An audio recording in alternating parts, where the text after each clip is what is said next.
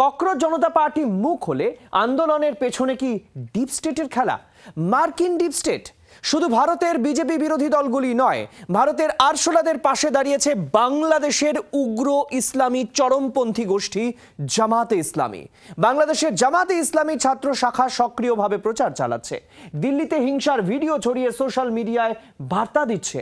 তাহলে কি বাংলাদেশের জুলাই আন্দোলনের মতোই ছাত্র ক্ষোভকে কাজে লাগিয়ে সরকার বদলের খেলা খেলতে চাইছে বাংলাদেশের উগ্রপন্থীরা?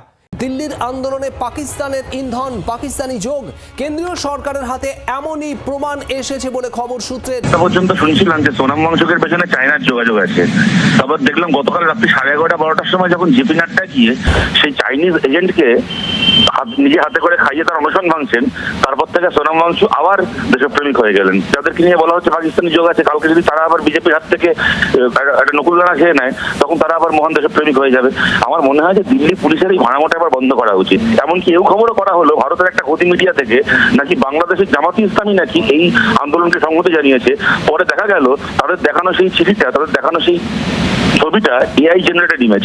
তাহলে দিল্লি পুলিশের ক্ষমতা থাকলে ভারতে বসে যারা এটা করছেন তাদেরকে গ্রেপ্তার করে দেখাতে। তাহলে অনুরোধ করবো, পেপার লিকের পেছনে কারা আছে তাদেরকে গ্রেপ্তার করুন, তাহলেই দেখবেন আন্দোলন বন্ধ হয়ে যাবে। এর পেছনে পাকিস্তান আছে, ওর পেছনে কাজাকিস্তান আছে।